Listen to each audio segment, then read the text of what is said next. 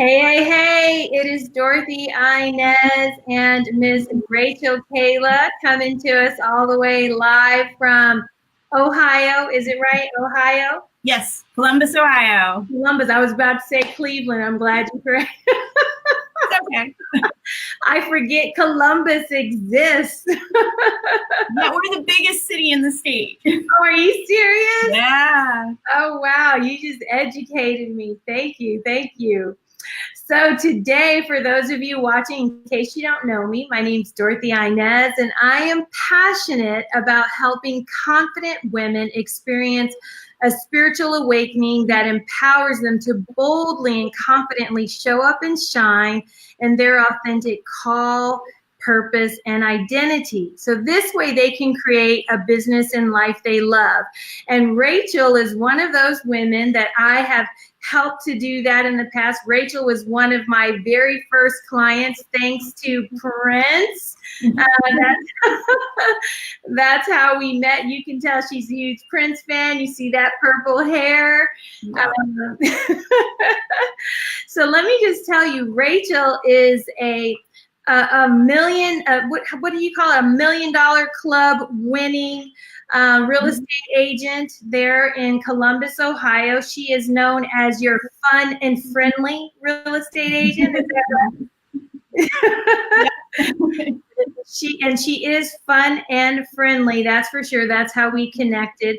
And when I met Rachel, it's been 3 years now, correct, Rachel? Almost 3. Yeah, 3 years.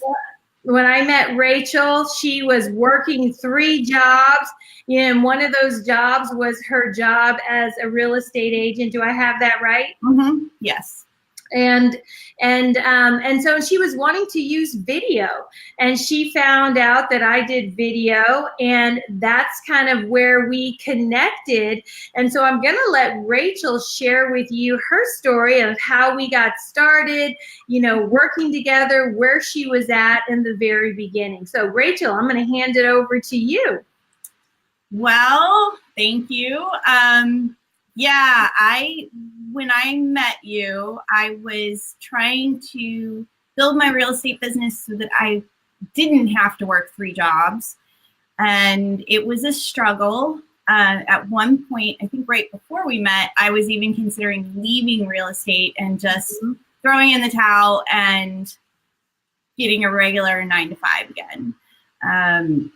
But I knew that social media was powerful, and that's kind of the new wave of real estate. And I saw you had a Black Friday deal on your video class. So I thought, well, I'll give it a shot. I really like Dorothy-Inez. I like what she has to say about business and coaching. And so let me give this a try, and we'll see how it goes. And you saw the first video was pretty bad.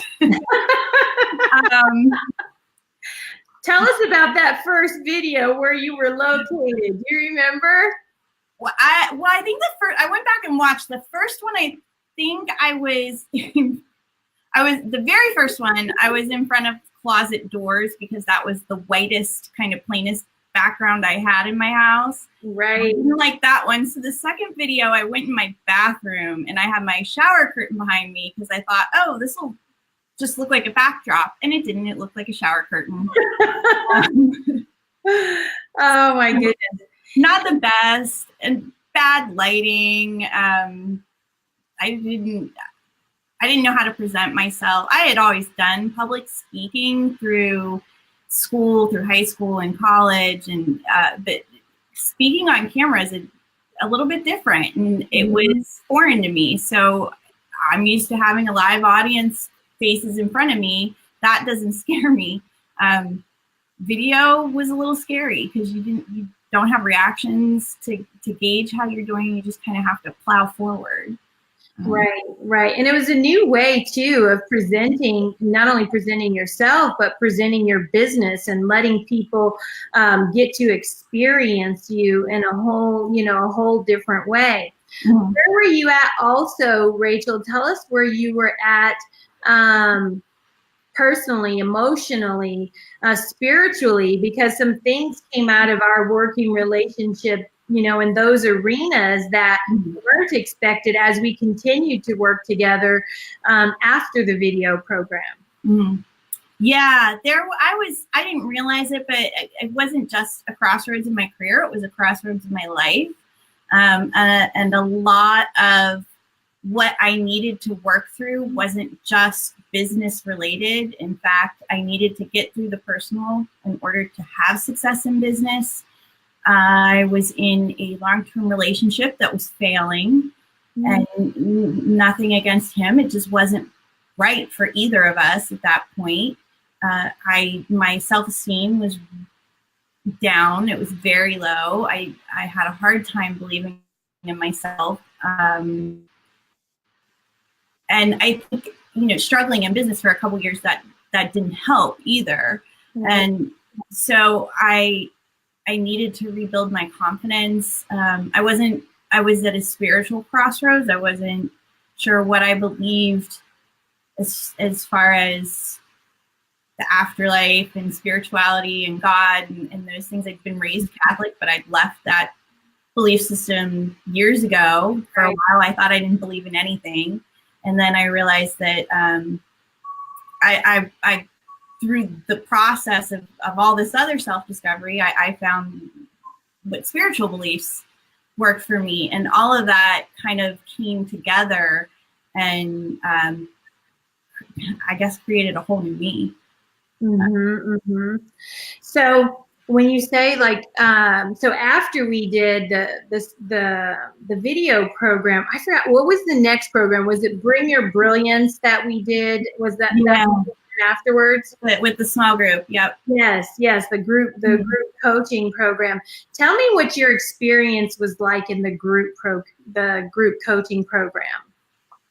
It was great because you don't have that intense focus that I think some people are a little intimidated by one-on-one coaching. So it gives you the coaching, but you don't feel like the spotlight is on you as much. So if you're a little afraid at first, the group atmosphere sometimes is a good way to kind of stick your toe in the water. And we had a group of women who were very diverse, all over the world, literally, and extremely supportive of each other. And not one of us was following the same career path, but we all wanted the same things. We all wanted to be successful. We all had commonalities. We were cheering each other on. You were great at kind of fostering that and growing that with all of us. And so it was a really good supportive environment. And we all cheer each other on to this day. And that really helped. And sometimes there was tough love where I would come down on myself and you and the other women would speak up and go, that's crap. That's not true.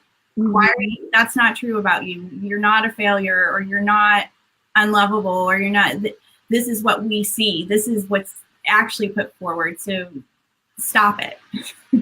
Right, because that's one of the things I think is real valuable about doing the group coaching. Like you said, it's a great opportunity to build and foster sisterhood and community, because I'm really big on that and supporting each other. And I think it's a great way to learn from each other, because you see yourself and the other person's sharing oftentimes, and you keep each other from playing small when we're in these group communities. When you look back, what would you say were some of the biggest learnings you took away from being in that environment? You mentioned spirituality. You mentioned, being able to step away from a relationship that, there wasn't anything personal with that guy, but you had the courage to step away from that and embrace something new and embrace your own spirituality. Tell us what happened in that environment that fostered that. I think the biggest thing was confidence. I had lost part of myself years ago trying to please I was a people pleaser. I was a rule follower, and I was always trying to please everyone else, meet everyone else's expectations. And I think the biggest thing with that group was, and you talked a lot about self-care, I constantly through the years put everyone before me, made decisions not based on necessarily what I felt was right for me in my life, but what I thought would make other people happy. Right. And when I listened to you guys and took a step back and started doing for me, and making decisions based on what I needed and what was best for me, that's when all areas of my life started to come together and started to blossom. And that's when I started to see success in my real estate business. That's when I got the I had never ended a relationship before in my life. I've been in long relationships. I never ended them. This is the first time I had the confidence to stand up and say, this isn't working. It's not good for either one of us. And that was huge. So tell me, you say you got the confidence. What tools did we work on? What mindset things did we work on that led to that?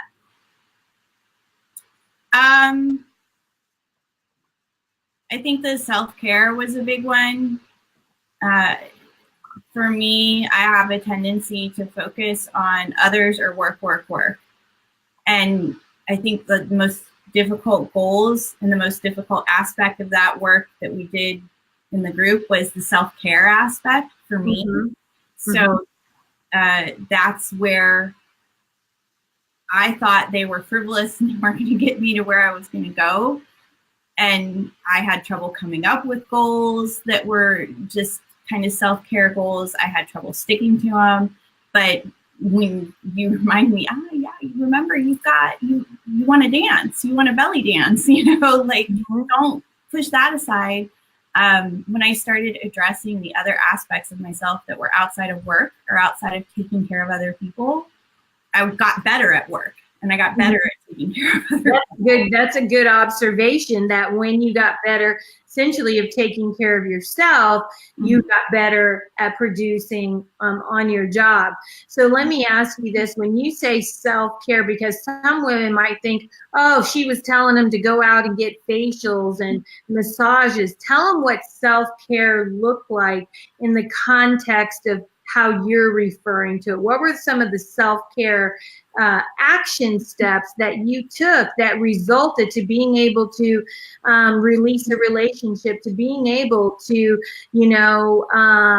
step into your own spirituality? I know one thing that comes to mind, is my program, the one that you were part of, is a little bit, the new one is called the Christ Confidence Code. And so many people might think, Rachel, that, oh, Dorothy-Inez is all about, while she's a Jesus follower, she's all about pushing, religiosity.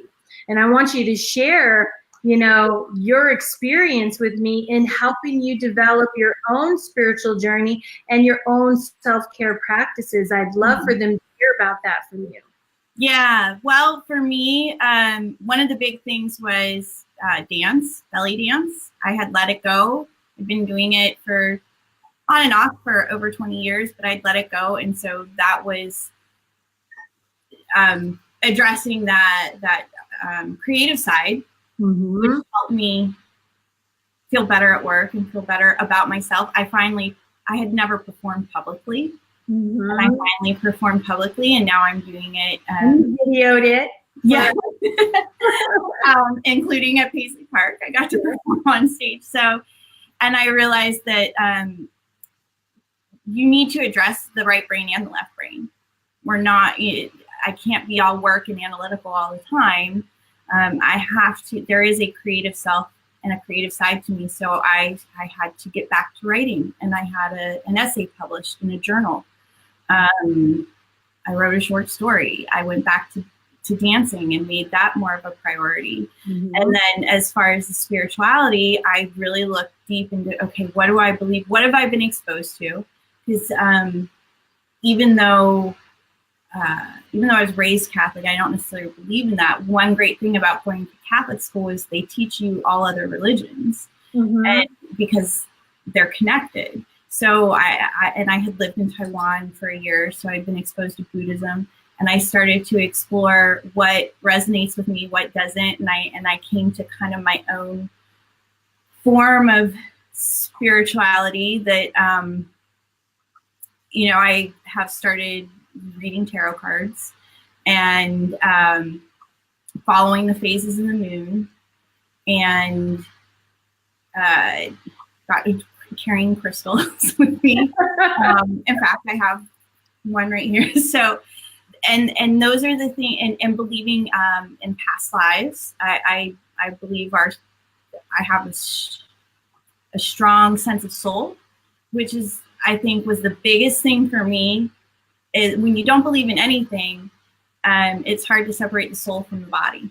If you have some faith and you believe in something, then death doesn't become quite so scary. I personally believe our body is just a carrier of our soul, and our soul it has lessons to learn in this life. It had lessons to learn in past lives, and it has lessons to learn in future lives. And that this is just one of many lives that we live. So in this journey that you were on, what I want people to know is that you were allowed to embrace your own spirituality. Would you agree? I gave you principles, and one of the things I'm always about is that every person has their own unique journey. But that spiritual journey, that spiritual part of you is a big part of developing your confidence, because it's a part of knowing who you are.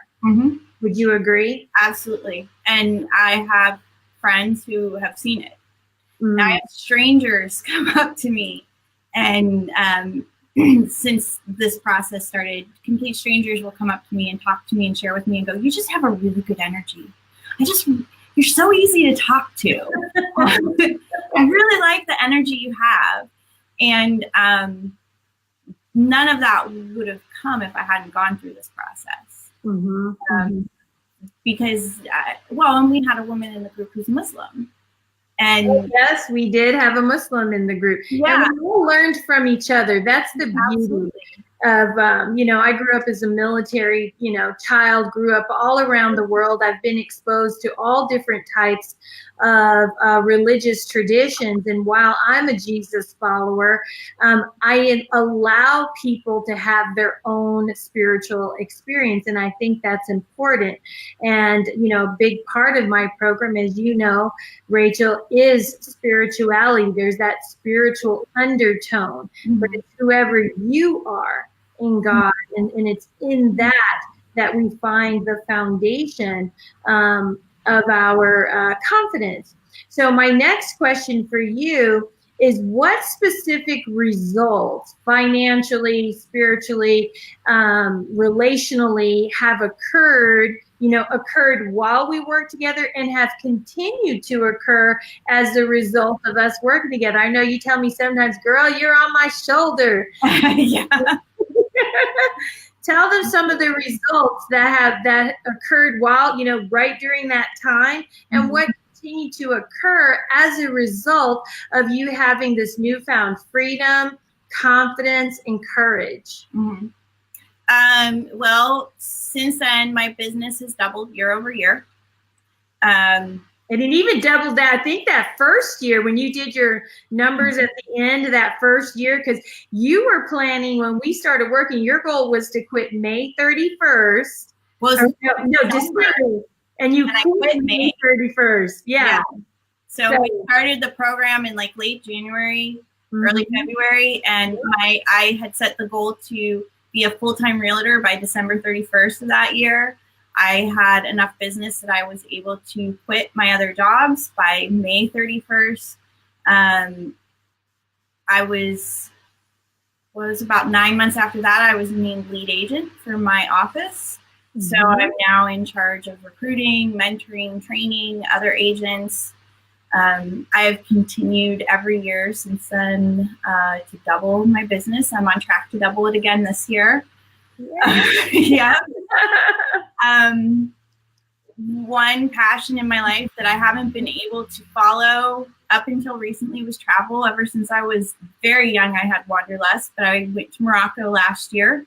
And I hope to, I haven't decided where this year. It was going to be France, but that got, those plans got changed, but we'll see. We'll see. Maybe. Yeah, you tell me about that. You hit the $1 Million Club. I last year I achieved our local board of realtors president's $1 Million Club, and I will. That's this year I will be applying. I have met the requirements to be in our state board's $2.5 million club. So that's based on sales from last July to June 30th of this year. I am in the top 15% of Berkshire Hathaway agents nationwide. Wow. Sales. Yeah. They call it the Honor Society. So it's the top 15% of, and that's all brokerage. And that's huge because we are the largest real estate brokerage in the country right now. So that's out of a lot of agents. I have also been nominated. The franchise of my brokerage we have our 7 core values, and I have been nominated twice for, well, let me look, it's on my board. I've been nominated twice for innovation, and I've been nominated for collaboration and enthusiasm. And that's, we have agents, we have about, I think the last I heard was 750 agents statewide. So, and only a very few get nominated for those core value awards. I have performed belly dance at local festivals and will continue to perform. I was fortunate enough to be asked to spontaneously perform at the MBG Music Club at Paisley Park.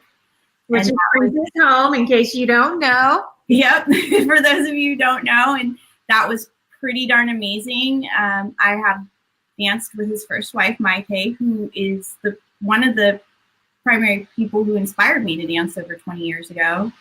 I've met amazing people in my life.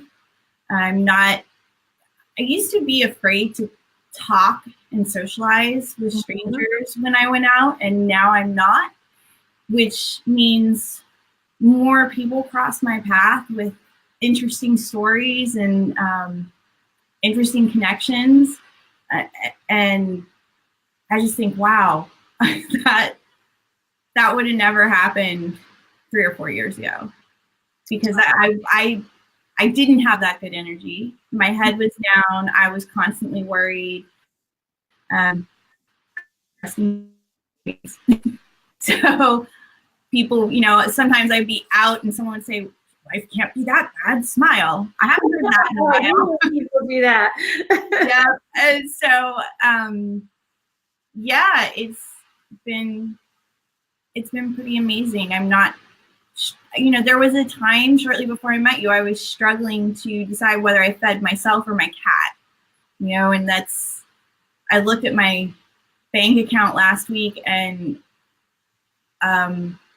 if I lost work tomorrow, I'd never had that 6-month padding that they tell you to have ever. And I have that 6-month padding now. I have more than 6 months padding. So yeah, girl.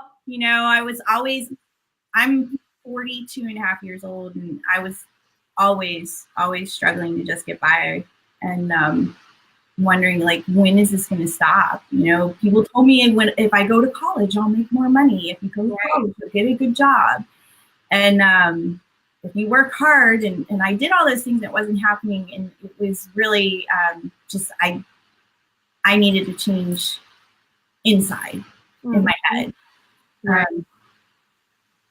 Because that's I always say the work that I do with women, it's the gift that keeps on giving, because confidence is needed in every situation we encounter, whether that's making a decision. You need to have confidence that you're making the right decision. If know, your spirituality is really important, because at the end of the day, it's who you are. Like you said, we leave this body here. The body is how we interact on this earth. So your spiritual growth is real important. And then that piece of having relationships in your life that are fulfilling and attracting in the right kinds of people into your life. And it sounds like you're able to do all of that. Mm-hmm. If you were speaking to somebody, you know, somebody watching is thinking about working with me, Rachel Kayla, what would you say to that woman? What would you want her to know about working with me that would be valuable? Do it. Don't be afraid of cost. Don't be afraid of the attention.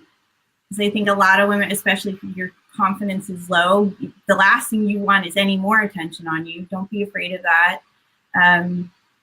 Because the change that will happen is worth it. It's worth the work. It's worth the discomfort, and it can be uncomfortable at times, but there's nothing worth having. You don't have to go through some uncomfortable times to get it. It's like exercise. It's exercise for your brain, for your soul, for your confidence.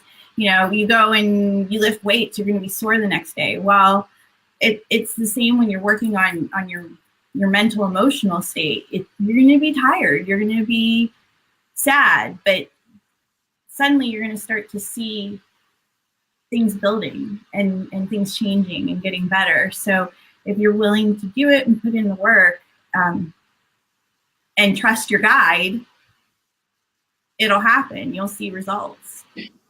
I'm still seeing them. Beautiful, beautiful. And last question, what would you say is the single most important thing people should know about working with Dorothy-Inez? I'm going to see if you give me the answer you always tell me.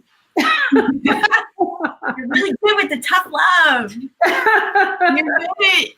You're good at you have, I'll say that I did try real estate specific coaching early in my career.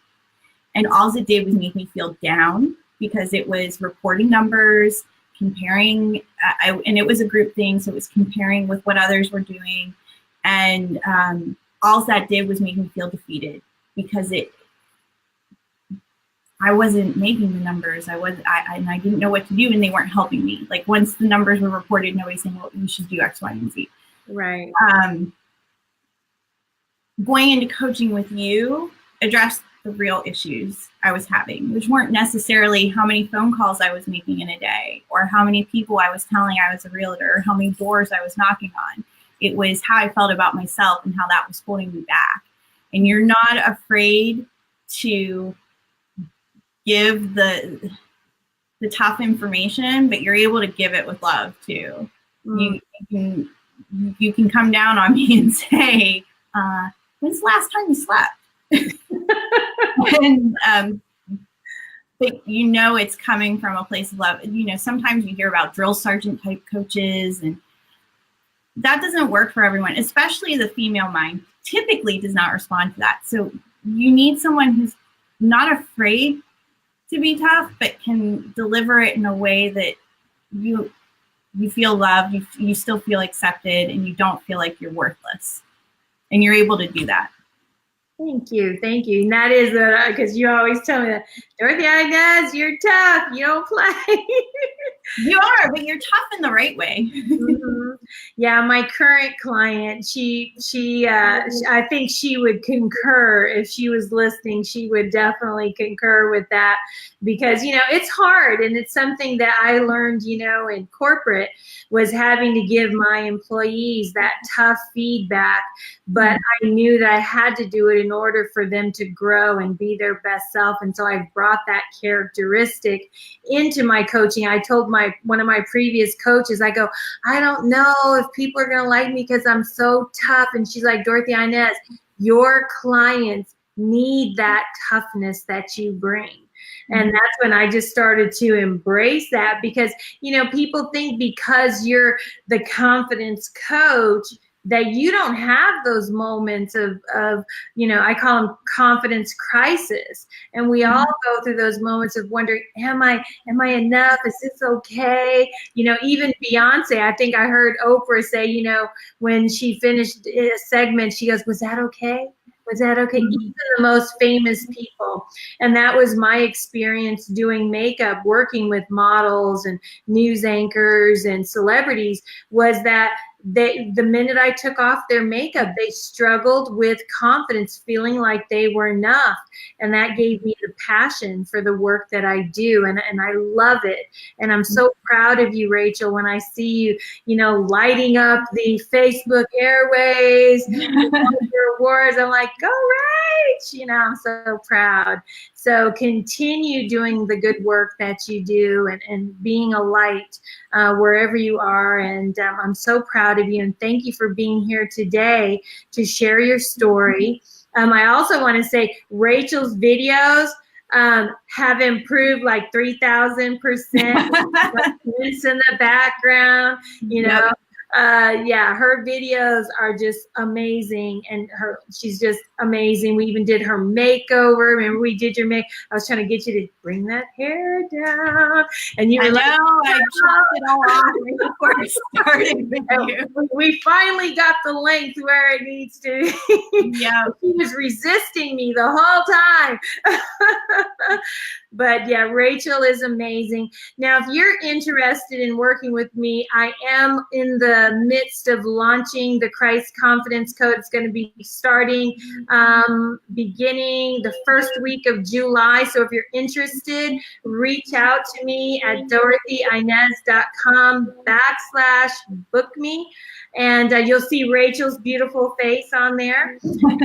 And some other beautiful women. So that way you can get some more testimonials if you have questions. But I'd love to talk with you and have the opportunity to hear your heart and share what I'm up to and see if you're a good fit for it. So thanks for tuning in. God bless you and have a great day.